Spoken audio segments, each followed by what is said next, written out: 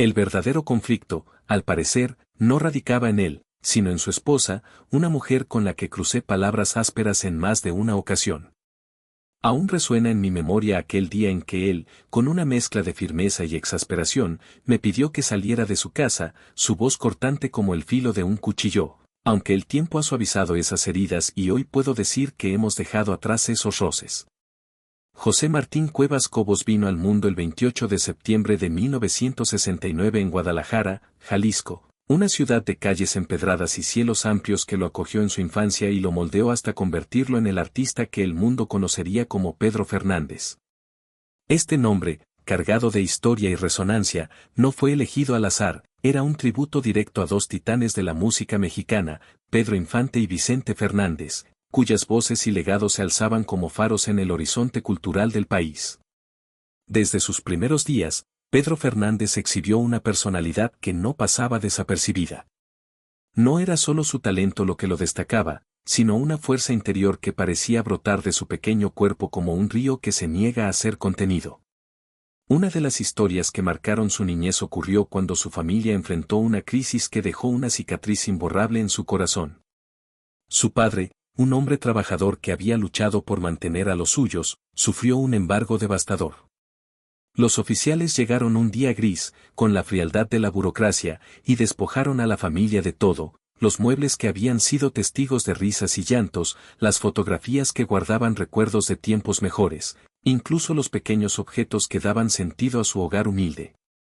Pero en medio de ese despojo, quedó un superviviente silencioso, una guitarra vieja, de madera desgastada y cuerdas desafinadas, que se convirtió en el refugio de Pedro.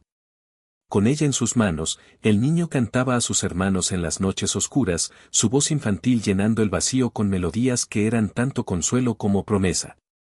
Esa guitarra no era solo un instrumento, era un símbolo de resistencia, el primer capítulo de una historia que lo llevaría a conquistar escenarios inimaginables. Los albores de un sueño. Pedro creció en un entorno donde la música no era un lujo, sino una necesidad, un lenguaje que fluía en las calles de Guadalajara como el aire que respiraba.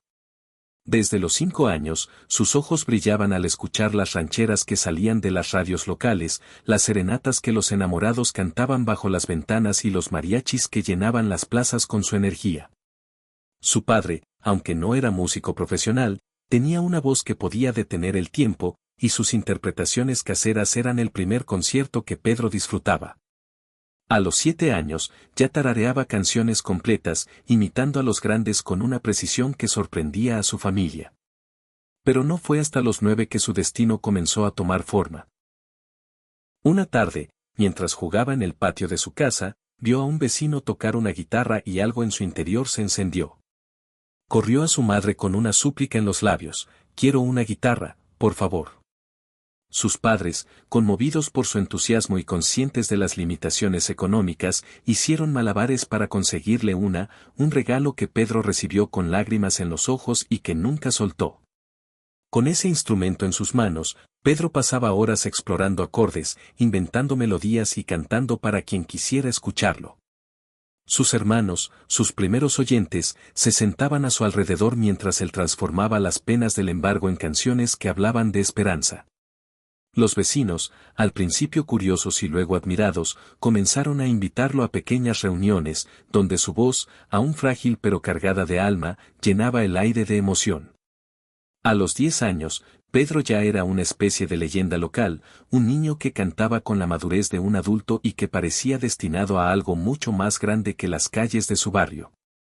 Su gran oportunidad llegó en 1979, cuando, a los 10 años, protagonizó La niña de la mochila azul, una película que no solo marcó su debut en la pantalla grande, sino que lo lanzó al estrellato internacional. El filme, acompañado de un álbum homónimo, fue un éxito arrollador. La canción principal, con su letra tierna y su melodía pegajosa, se coló en los hogares de México y traspasó fronteras, resonando en países vecinos y en comunidades latinas de Estados Unidos. Las imágenes de Pedro, con su mochila azul y su sonrisa inocente, se convirtieron en un ícono de la infancia para toda una generación.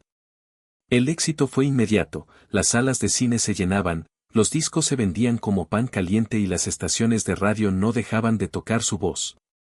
Para un niño de apenas una década de vida, esto era un sueño hecho realidad, pero también una carga que pocos podían imaginar.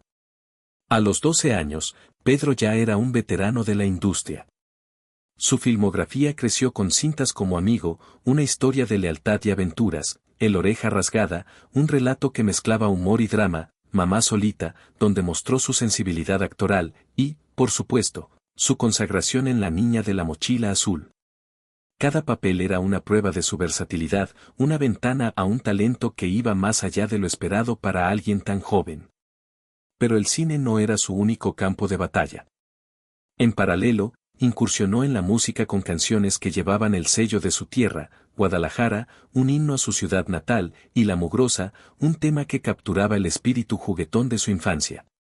Estas grabaciones, llenas de frescura y autenticidad, lo posicionaron como una promesa que pronto se convertiría en realidad. El encuentro que cambió su vida. Un momento decisivo en su carrera ocurrió cuando, a los 12 años, Pedro asistió a un concierto de Vicente Fernández, El Charro de Buen Titán, en Guadalajara. Con el corazón acelerado y los ojos llenos de admiración, se mezcló entre la multitud, cantando desde su asiento con una voz que, aunque pequeña, tenía el poder de cortar el aire. Vicente, en medio de su presentación, escuchó ese eco infantil y, curioso, pidió que lo buscaran. Cuando Pedro llegó al camerino del ídolo, el ambiente se cargó de emoción. «Canta para mí», le dijo Vicente, y el niño, nervioso pero decidido, soltó una ranchera que hizo temblar las paredes. Los ojos del legendario cantante se humedecieron, en ese instante, supo que estaba frente a alguien especial. «Este muchacho tiene un don», afirmó, y meses después, lo llevó ante los ejecutivos de CBS en México, abriendo las puertas a una carrera profesional que cambiaría su vida. Pedro recuerda ese encuentro con una mezcla de asombro y gratitud, aunque los detalles varían según el día que lo cuente. A veces habla de la mirada cálida de Vicente, otras de cómo sus manos temblaban al sostener el micrófono. Pero lo que nunca cambia es el impacto, fue el empujón que necesitaba para salir de las cantinas de Tlaquepaque y entrar al mundo grande. En una de esas noches en Tlaquepaque, mientras cantaba en un pequeño escenario improvisado, un hombre se acercó, sorprendido por la madurez de su voz. «¿Cómo es posible que un niño tan pequeño cante así?», preguntó, y sin esperar respuesta, lo invitó a grabar las carreras de caballos. El tema, una ranchera vibrante, se convirtió en un éxito instantáneo, resonando en las radios locales y captando la atención de la industria. Ese mismo hombre, impresionado, lo llamó poco después para viajar a la Ciudad de México y hacer pruebas en CBS. Pedro, con el apoyo de su familia, dio el salto, a los 15 años, dejó Guadalajara y se instaló en la capital, listo para conquistar un escenario mucho más grande. En 2002, tras años de éxitos y una vida agitada en la Ciudad de México, Pedro decidió mudarse a Monterrey, Nuevo León, buscando un cambio de ritmo y un lugar donde pudiera equilibrar su carrera con su vida personal. Esta decisión marcó una nueva etapa, pero su esencia nunca cambió. Desde sus inicios, había conquistado al público con canciones infantiles que aún hoy evocan nostalgia, Corriente y Canelo, un canto a la amistad, Canto a la madre, un homenaje sencillo pero profundo, Amigos, una oda a la camaradería, Guadalajara, que llevaba su orgullo jalisciense, y la de los ojitos, una melodía que derretía corazones. Estas canciones, grabadas con una voz aún en desarrollo pero llena de sentimiento, fueron el cimiento de su legado. La evolución de un ícono. A medida que crecía, Pedro Fernández no se conformó con ser una estrella infantil. Su voz maduró, su estilo se amplió y su ambición lo llevó a explorar nuevos horizontes. En su adolescencia, incursionó en el pop con temas como Maniquí, una balada pegajosa, coqueta, que capturaba el flirt juvenil, Muñeca de ojos de miel, un éxito romántico, Un sábado más, que resonaba en las fiestas. Y Delincuente, una canción con un toque rebelde. A los 18 años, dio un paso audaz al grabar versiones en español de éxitos internacionales, Callado, originalmente de ABBA, y Absurda Confidencia, del grupo británico One, mostraron su capacidad para cruzar fronteras musicales. Ese mismo año, rindió homenaje a Juan Gabriel con el álbum Querida, donde compartió un dueto con la venezolana Karina, una colaboración que unió dos generaciones de talento latino. En esa época, Pedro también dejó su huella en la televisión al participar en Alcanzar una estrella 2, una telenovela que lo unió al grupo Muñecos de Papel junto a Ricky Martin, Angélica Rivera, Bibi Gaitán, Payaso Cole y Eric Rubin. El proyecto fue un éxito, pero Pedro, fiel a su visión, decidió no seguir con el grupo fuera de la pantalla. En cambio, lanzó Por un amigo más, un álbum pop que marcó su independencia. El tema titular, aunque envuelto en una demanda por parte del compositor Ricardo Cocciante por falta de permisos, se convirtió en un hit que resonó en toda América Latina, demostrando que los obstáculos legales no podían detener su ascenso. Canciones como Taxi, Oye, Que no se acabe el mundo, Oro y No hay nada como una mujer siguieron cosechando éxitos, consolidando su versatilidad. En 1990, Pedro tomó una pausa de 3 años tras desacuerdos con su disquera, que le exigía abandonar la música ranchera para enfocarse en el pop. Pero para él, las rancheras no eran solo un género, eran su raíz, su identidad. En 1993, con Polygram como su nuevo hogar, regresó al sonido que lo había criado, grabando temas como Lo mucho que te quiero, Gema, Los dos enamorados, Serenata Huasteca y Tu ventana. Este retorno no fue solo un acto de nostalgia, sino una declaración de principios. Pedro Fernández no renunciaría a su esencia. Ese mismo año, protagonizó Buscando el Paraíso, una telenovela junto a Yolanda Andrade y Alejandro Ibarra que abordó temas oscuros como la delincuencia juvenil, las drogas y el abuso. Su personaje, atrapado en un amor imposible con la novia de su mejor amigo, tocó fibras sensibles y marcó un hito en la televisión mexicana. El regreso triunfal. En 1994, Mi forma de sentir lo llevó de vuelta a la cima con una fuerza imparable. El tema titular, una balada que destilaba pasión y vulnerabilidad, se convirtió en un himno que resonó en todo el continente americano y llegó a Europa, alcanzando discos de platino en México y doble platino en Estados Unidos, Venezuela, Chile y Centroamérica. Este álbum no solo revitalizó su carrera, sino que revolucionó la música ranchera juvenil al incorporar teclados y arreglos modernos, un toque fresco que atrajo a nuevas generaciones sin perder el alma tradicional. Canciones como Te dice, Crazy, Release Me, Los recuerdos de tu amor loco y Si te vas mostraron su evolución, mientras que Margarita, grabada más tarde por Marc Anthony y Margarita la diosa de la cumbia, amplió su alcance. En 1995, Pedro Fernández consolidó su prestigio internacional con discos de oro y platino en múltiples países. Incluyó La mujer que amas, de la película Don Juan de Marco, compuesto por Bryan Adams, quien envió una carta de felicitación por su interpretación magistral. Otros temas como Novillero, quien y el sinaloense reforzaron su conexión con la música vernácula.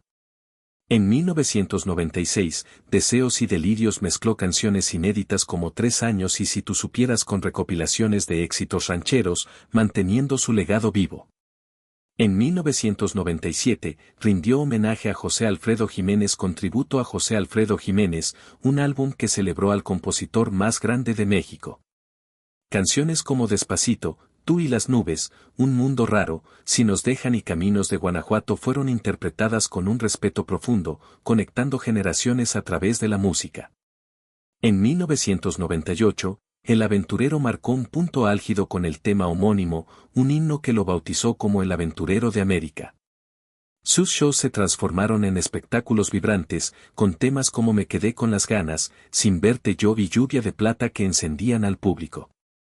En 1999, Hoy aplausos todos recopiló su lado más romántico, incluyendo canciones de Laberinto de Pasión, mientras que en 2000, Yo no fui trajo una versión del clásico de Pedro Infante que, pese a su temor inicial, se convirtió en una carta de presentación inolvidable. En 2002, De Corazón incluyó El Toro y la Luna y Bienvenida, dedicadas a padres separados, mostrando su empatía con las historias humanas. En 2005, Escúchame mantuvo su reinado con temas como Cómo quieres que te olvide y Me encantas, mientras que en 2007, Dime mi amor lo llevó a la cúspide con Amiga por favor. En 2009, Amarte a la antigua marcó su producción número 38, con canciones escritas por su hija Karina, como Dile a las estrellas y No quiero olvidar, que reflejaron su orgullo paternal. Este álbum también dio vida Hasta que el dinero nos separe, donde brilló como protagonista.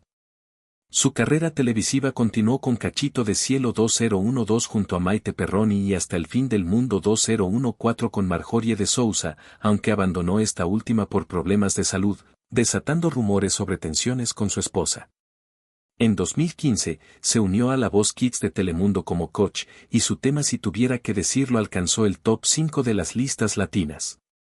Con 3 Grammy latinos y un legado imborrable, Pedro Fernández sigue siendo un ícono de la música y la televisión mexicana, un hombre cuya vida refleja dedicación, talento y una conexión eterna con su público.